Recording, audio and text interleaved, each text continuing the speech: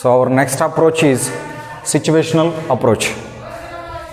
So దీన్ని మనం చూస్తే ఒకే ఒక్కటి లాజిక్ ఉంది ఇక్కడ. This is a reaction to structural approach. So ఎప్పుడు కూడా ముందు ఒక అప్రోచ్ వస్తుంది, మనకి ఏదో ఒక విధానం వస్తుంది, ఒక పద్ధతి వస్తుంది. ఆ పద్ధతి ఇంప్లిమెంట్ అయిన తర్వాత దాంట్లో ఉన్న మంచి చెడు మనకు తెలుస్తాయి. ఆ మంచి చెడు తెలుస్తున్నప్పుడు దాంట్లో ఏవైతే ల్యాగ్స్ ఉన్నాయో ఆ ల్యాగ్స్ని ఓవర్కమ్ చేయడం కోసం ఇంకొక లింగ్విస్టులు అవ్వచ్చు, అంటే మన లాంగ్వేజ్ కాబట్టి సైంటిస్టులు, సైన్స్ అయితే సైంటిస్టులు వస్తారు. ఇంకొక లింగ్విస్టులు ఏం చేస్తారంటే అందులో ఉన్న ల్యాగ్స్ని ఓవర్కమ్ చేయడానికి ప్రయత్నిస్తూ ఉంటారు. సో అలాగే దీని ముందు వచ్చిన అప్రోచ్ ఏదంటే స్ట్రక్చరల్ అప్రోచ్. ఆ స్ట్రక్చరల్ అప్రోచ్లో ఉన్న ల్యాగ్ ఏంటంటే they completely focused on form. Form is nothing but structures. Structures మీద ఫోకస్ చేశారు, మిగతా మీనింగ్ని వదిలేశారు.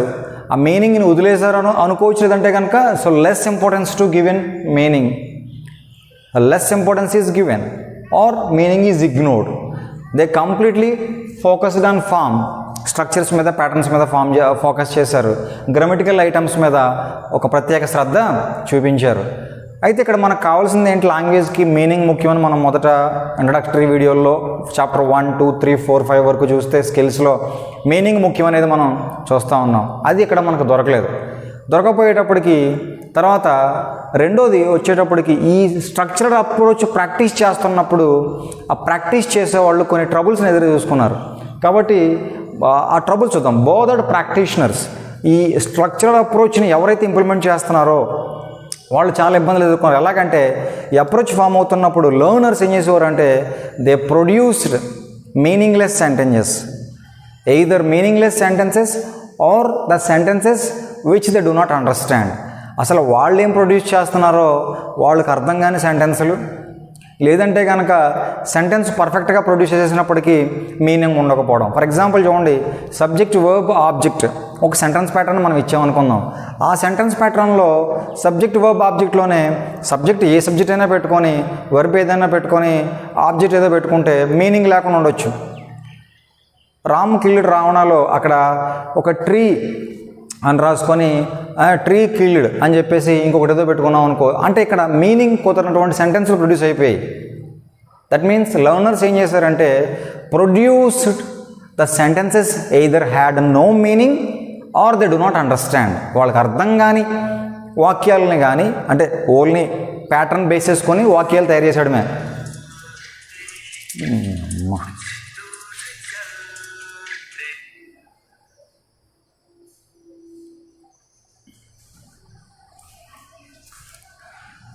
అర్థం కాని సెంటెన్సెస్ని ప్రొడ్యూస్ చేసేయడం, లేదంటే ఆ వాక్యాలని ప్రొడ్యూస్ చేసిన వాక్యానికి మీనింగ్ లేకపోవడం, ఇలాంటి అర్థహీనంగా కొన్ని సందర్భాలు వాళ్ళు ఫేస్ చేసినప్పుడు దీని నుంచి ఓవర్కమ్ అవ్వాలి అని చెప్పి దానికి స్ట్రక్చరల్ అప్రోచ్కి రియాక్షన్గా స్టార్ట్ చేసిందే సిచ్యువేషనల్ అప్రోచ్.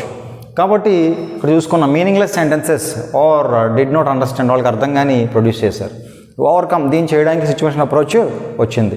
సో దీంట్లో వీళ్ళ యొక్క ప్రైమరీ సూత్రం ఏంటంటే, దాంట్లో ఉన్న దాగి ఉన్న మూల సూత్రం ఏంటంటే, సో అసలు లాంగ్వేజ్ అనేది ఎందుకంటే మనిషి అనేవాడు రోజుకి అతను బయటికి వెళ్ళిన దగ్గర నుంచి, ఇంట్లో ఉన్నప్పటి నుంచి బయటికి వచ్చిన అతను జీవిస్తున్నాడు అంటే రకరకాల సిచ్యువేషన్స్ మధ్య జీవిస్తూ ఉంటాడు. ఒక్కొక్క సిచ్యువేషన్లోనూ ఒక్కొక్క ఎక్స్ప్రెషన్ అవసరం అవుతుంది. దాన్నే నెగోషియేషన్స్ అని చెప్పాడు మన టెక్స్ట్ బుక్లో. So language is used for negotiations in situations in life. ఇక్కడ రాశాను a language for negotiations in situations in life. జీవితంలో భాష అనేది ఎందుకంటే రకరకాల సిచ్యువేషన్స్లో నెగోషియేట్ చేయడానికి. నెగోషియేషన్ అంటే ఏంటి? సో మార్చుకోవడం, అంటే మనం వాళ్ళతోని సంప్రదింపులు చేయడం కోసం. మరి భాష సంప్రదింపులు చేయడం కోసం ఉంటే మరి స్ట్రక్చరల్ అప్రోచ్లో ఏం జరుగుతుంది? కేవలం స్ట్రక్చరల్ అప్రోచ్లో అన్నీ కూడా స్ట్రక్చర్స్ అన్నీ గ్రేడెడ్ మేనర్లో, సింపుల్ టు కాంప్లెక్స్ మేనర్లో నీకు అవసరం ఉన్నా నీకు అవసరం లేకపోయినా కొన్ని స్ట్రక్చర్స్ని నేర్పించడం, తర్వాత నెక్స్ట్ స్ట్రక్చర్స్ని నేర్పించడం, తర్వాత అడ్వాన్స్ స్ట్రక్చర్స్ నేర్పించడం కింద ఉంది. దానివల్ల వాడు లైఫ్లో నెగోషియేట్ చేయగలుగుతున్నాడా, అతనున్న సిచ్యువేషన్స్లో లాంగ్వేజ్ని యూజ్ చేయగలుగుతున్నాడా, సంప్రదింపులు చేయగలుగుతున్నాడా అంటే అసలు అక్కడ అవకాశమే లేదు. కాబట్టి వీళ్ళ యొక్క ప్రైమరీ టీనెట్ ఏంటంటే the primary principal behind the situational approach is language is mainly meant for negotiations in different situations of the life. లైఫ్లో సిచ్యువేషన్కి నెగోషియేషన్ మారుతుంది. ఒక సిచ్యువేషన్లో ఒకలా సంప్రదిస్తాము, ఇంకో సిచ్యువేషన్లో ఇంకోలా సంప్రదింపులు జరుపుతూ ఉంటాము. So negotiations are different in different situations. కాబట్టి భాష అనేది నెగోషియేషన్స్ చేయడానికి తప్ప అదే ప్రాముఖ్యం. కానీ ప్యాటర్న్స్ నేర్చుకొని ఆ ప్యాటర్న్స్ యూజ్ చేయడం వలన wrong sentence production, meaningless sentence production జరుగుతుంది అని చెప్పి వీళ్ళు ఏం చేశారంటే సిచ్యువేషన్ బేస్ చేసుకొని ఒక సిలబస్ డిజైన్ చేయడానికి ఇష్టపడ్డారు. కాబట్టి language for negotiations in situations.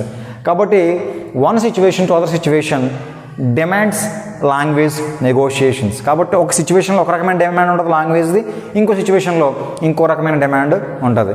కాబట్టి ఈ డిమాండ్ని బేస్ చేసుకొని వాళ్ళు సిలబస్ తయారు చేయాల్సి వచ్చింది సిచ్యువేషనల్ అప్రోచ్ వాళ్ళు. ఆ సిలబస్ ఏంటంటే so set of situations learners likely to be in.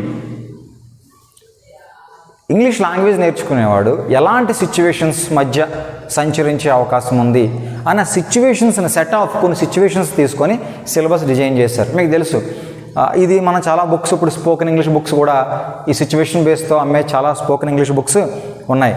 So at the post office చూస్తాం మన స్పోకెన్ ఇంగ్లీష్ బుక్లో కాంటెంట్లో ఉంటుంది.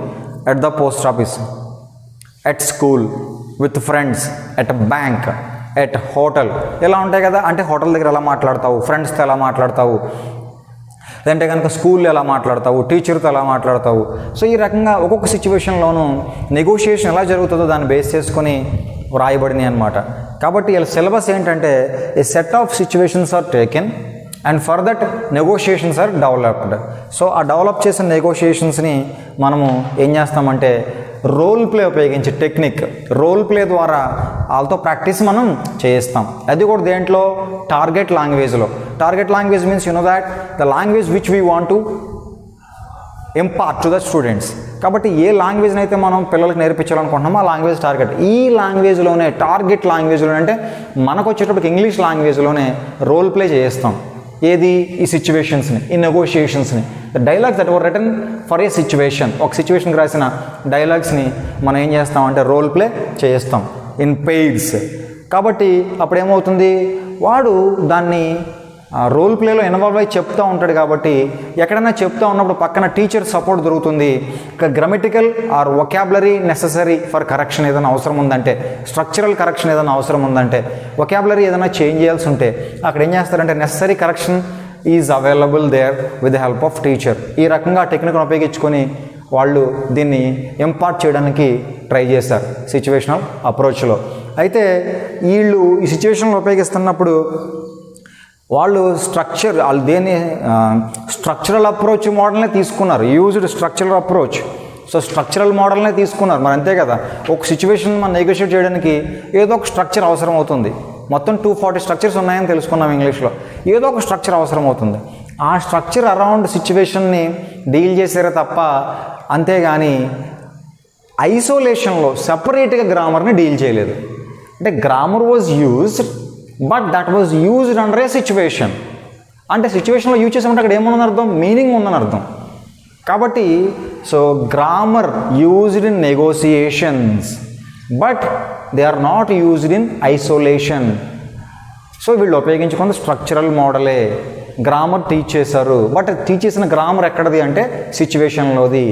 That to which helpful in negotiations, అంతేకాని ఐసోలేటెడ్గా టీచ్ చేయలేదు. అండ్ నెక్స్ట్ అయితే గ్రామర్, వీళ్ళు ఉపయోగించిన గ్రామర్ అంతా కూడా క్లస్టర్స్ అండ్ కాంబినేషన్స్లో ఉపయోగించారు. Combination of sentences, combination of phrases, వాటిల్లో గ్రామర్ ఉపయోగించారు.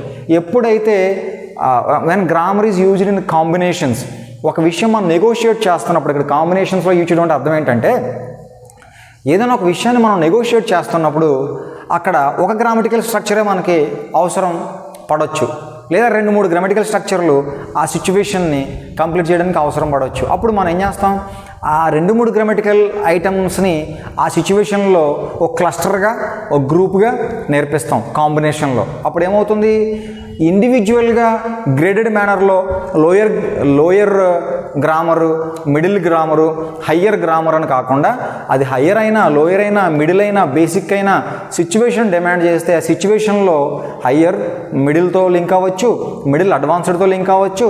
ఆ సిచ్యువేషన్ డీల్ చేసేలాగా combination of grammatical items, cluster of grammatical ఐటమ్స్ని వాళ్ళు యూజ్ చేసి అక్కడ ఏం చేయగలిగారు, సిచ్యువేషన్లో నెగోషియేట్ రోల్ ప్లే ద్వారా చేయించగలిగారు. దాంతో వచ్చిన రిజల్ట్ ఏంటంటే న్యాచురల్ ప్రొడక్షన్. సో న్యాచురల్నెస్, ఒక ఇంగ్లీష్ లాంగ్వేజ్ స్వాభావికంగా సొంతంగా సహజంగా మాట్లాడుతున్నట్టుగా న్యాచురల్నెస్ అనేది వచ్చింది. సో ఈ మెథడ్ అనేది యంగ్ లెర్నర్స్కి చాలా సక్సెస్ఫుల్గా ఉపయోగపడుతుంది. And at the same time adults కూడా వాళ్ళు ఈరోజు ప్రజెంట్ డే డిమాండ్స్కి అవసరం తగ్గట్టు ఎవరన్నా సరే నేర్చుకుందాం అంటే వాళ్ళకు కూడా ఉపయోగపడుతుంది. అయితే హయ్యర్ ఎడ్యుకేషన్లో, ఇంగ్లీష్ లాంగ్వేజ్ టీచింగ్ హయ్యర్ ఎడ్యుకేషన్లో దీని యొక్క పాత్ర లిమిటెడ్గానే ఉందని చెప్పొచ్చు. అయితే ఇప్పుడు ఇది నేర్పిస్తున్నప్పుడు సిచ్యువేషన్స్ మనం ట్రైనింగ్ ఇస్తున్నప్పుడు సిచ్యువేషన్స్ అనేవి ఫెమిలియర్ సిచ్యువేషన్స్లో మొదలుపెట్టి బిగినింగ్లో, అంటే ఈ టీచింగ్, ఈ ప్రాక్టీస్ జరుగుతున్నప్పుడు, సిచ్యువేషన్లో ప్రాక్టీస్ జరుగుతున్నప్పుడు ఫెమిలియర్ సిచ్యువేషన్స్ దగ్గర మొదలుపెట్టి అతని విసినిటీలో, స్టూడెంట్ విసినిటీలో, లర్నర్ విసినిటీలో ఉన్న సిచ్యువేషన్స్, లర్నర్ విసినిటీలో ఏ సిచ్యువేషన్స్ ఉంటాయి? At home, at school, at head master, at teacher, ఇలాంటి సిచ్యువేషన్స్ ఉంటాయి. ముందు అవి నేర్పించడం ద్వారా వాడు మోటివేట్ అవుతాడు. తర్వాత మెల్లగా వాటికి అక్వైంటైన్ అయిన తర్వాత అవుట్ సైడ్ వరల్డ్, బయట ప్రపంచ సిచ్యువేషన్స్ వాడికి మనం పరిచయం చేయొచ్చు. అప్పుడు మనకు జరిగే మేలు ఏంటంటే వాడు మోటివేట్ అవుతాడు, ఇంగ్లీష్ పట్ల ఇంట్రెస్ట్ చూపిస్తాడు, లాంగ్వేజ్ లెర్నింగ్ జరుగుతుంది. అయితే అవుట్ సైడ్ వరల్డ్ సిచ్యువేషన్స్ చెప్తున్నప్పుడు వాడికి కొత్త కాబట్టి, వాడికి అది ఫెమిలియర్ కాదు కాబట్టి ముందుగానే దానికి సంబంధించిన డిస్కషన్ అంతా కూడా అయిపోవాలి. దానికి సంబంధించిన డిస్కషన్, ఒక ఫెమిలియర్ డిస్కషన్, అదేది నెగోషియేషన్కి సంబంధించిన ఒక క్లారిటీ, ఒక ఎక్స్ప్లెనేషన్, ఒక ప్రివ్యూ ఇదంతా ముందు జరిగిపోవాలి. జరిగిపోయిన తర్వాత అప్పుడు వాడిని సిచ్యువేషన్లో ప్రవేశపెట్టాలి. ఎందుకంటే వాడికి ఆ సిచ్యువేషన్ అంతకుముందు తెలియదు కాబట్టి. సో ఈ రకంగా ముందు ఫెమిలియర్ సిచ్యువేషన్స్, తర్వాత అన్ఫెమిలియర్ సిచ్యువేషన్స్కి వాడిని తీసుకెళ్ళాలి. సో ఈ situational approach method early 70s, so 1970 early 70sలో చాలా పాపులర్ అయింది ఇండియాలో. అండ్ ఎంత పాపులర్ అయినప్పటికీ స్ట్రక్చరల్ అప్రోచ్కు ఉన్నంత wide spread, structural approach spread అయినంతగా ఇది స్ప్రెడ్ అవ్వలేదు. అయితే దీన్ని బేస్ చేసుకొని ఇప్పటికీ ఈ అప్రోచ్ని కొన్ని అర్బన్ సెంటర్స్లో, ఇంగ్లీష్ లాంగ్వేజ్ స్పోకెన్ ఇంగ్లీష్ క్లాసులు ఎక్కడ జరుగుతుంటాయో టౌన్స్లో, అర్బన్ సెంటర్స్లో, అక్కడ ఈ మెథడ్లో టీచింగ్ ఇప్పటికీ ఇండియాలో కొన్ని చోట్ల జరుగుతూ ఉంది. అయితే ఈ సిచ్యువేషన్స్ బేస్ చేసుకొని ఇక్కడే చెప్పాను నేను, చాలా స్పోకెన్ ఇంగ్లీష్ బుక్స్ వచ్చాయని. ఆ బుక్స్ని ఏమన్నామంటే కోర్స్ బుక్స్ అన్నాం.